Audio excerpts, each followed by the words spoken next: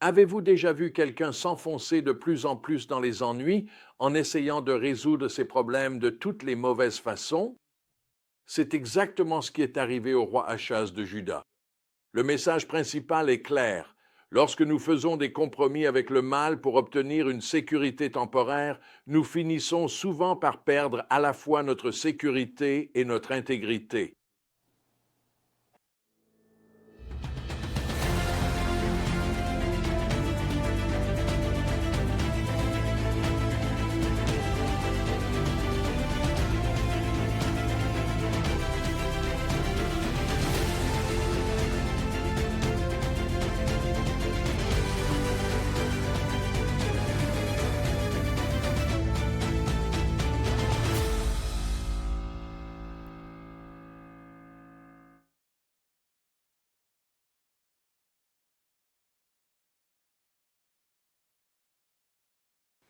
L'histoire commence par une scène choquante. Après avoir reçu l'aide de l'Assyrie, Achaz se rend à Damas et aperçoit un autel païen qui attire son attention. Au lieu de rester fidèle à Dieu, il envoie à Jérusalem des plans détaillés de cet autel, ordonnant au prêtre Uri d'en construire une réplique. Réfléchissez à cela. Le roi du peuple de Dieu est en train de remodeler le temple de Dieu en s'inspirant d'un modèle païen. Il va même jusqu'à déplacer l'autel de bronze d'origine pour faire de la place à ce nouvel autel. Mais Achaz ne s'arrête pas là. Il découpe le mobilier du temple, en ferme les portes et installe des autels païens dans tout Jérusalem. Les chroniques nous disent qu'en période de détresse, le roi Achaz devint encore plus infidèle envers le Seigneur. Son raisonnement est tragiquement ironique. Il décide d'adorer les dieux de Damas parce qu'il semblait aider ses ennemis. Les Écritures précisent que cela fut sa perte et celle de tout Israël. Par l'intermédiaire d'Osée, Dieu exprime sa douleur face à l'infidélité de son peuple. Utilisant l'image tendre d'un parent, il se souvient, quand Israël était enfant, je l'aimais. C'est moi qui ai appris à Éphraïm à marcher, les prenant par les bras.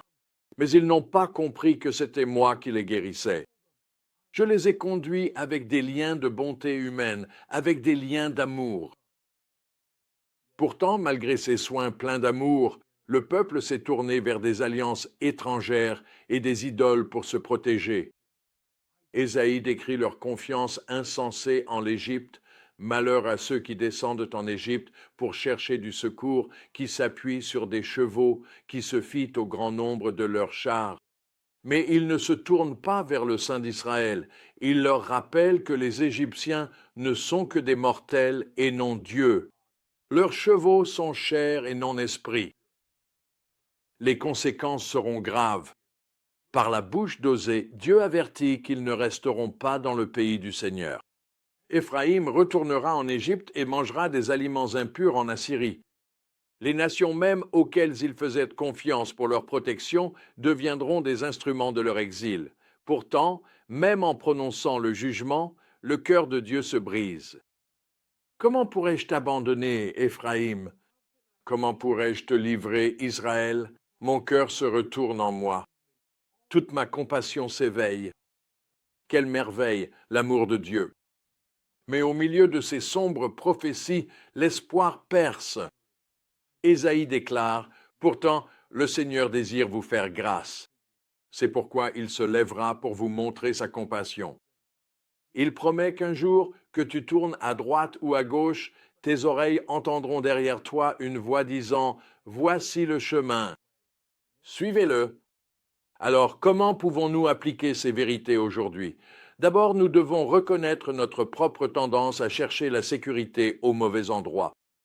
Tout comme Israël s'est tourné vers des alliances étrangères et des dieux païens, nous faisons souvent confiance à l'argent, aux relations, au succès ou à la sagesse humaine plutôt qu'à Dieu.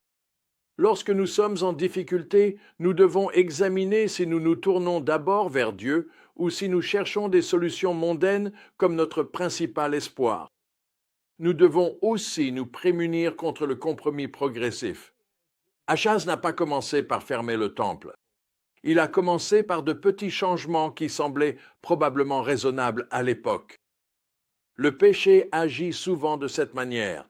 Il commence par de petits compromis qui mènent à de plus grands. Nous devons être particulièrement vigilants dans notre adoration. Nous ne devons jamais faire de compromis avec le système du monde.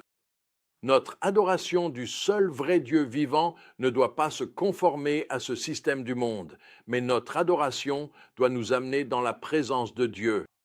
C'est seulement alors que nous serons transformés.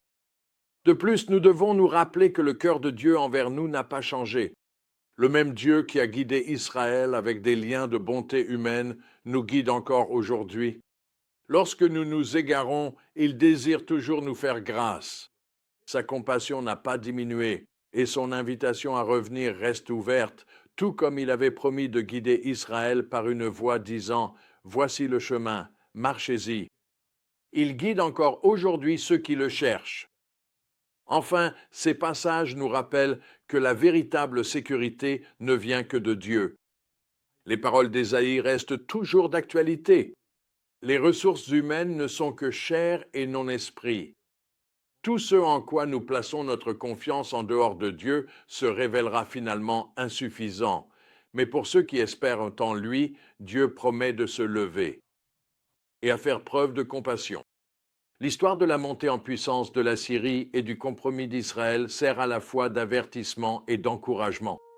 Elle nous met en garde contre le danger de chercher la sécurité ailleurs qu'en Dieu, mais elle nous assure aussi de l'amour infaillible de Dieu et de sa disponibilité à aider ceux qui se tournent vers lui.